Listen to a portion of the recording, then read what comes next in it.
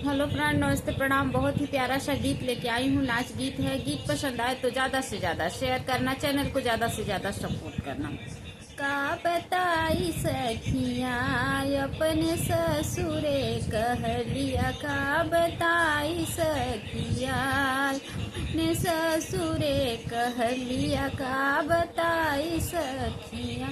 पहिले पहिले जब गईले ससुरमा, पहिल जब गईले ससुरमा, सासु कोरमा में बैठा मैका बताई सखिया, सासु कोरमा में बैठा का बताई सखिया अपने ससुरे कहलिया, बताई सखिया।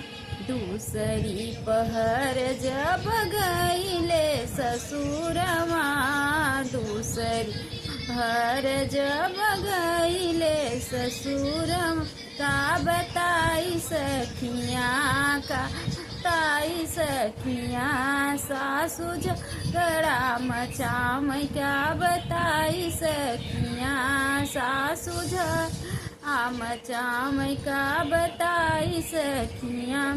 अपने ससुरे कहलिया, का बताई सखिया। तीसरी पहर जब गईले ससुरा, तीसरी पहर गईले ससुरमा, का बताई सखिया, का बताई सखिया।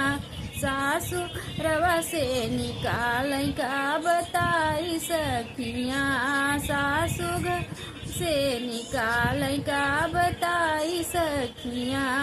अपने ससुरे कहल, का बताई सखिया, अपने ससुरे कहलिया, का बताई सखिया।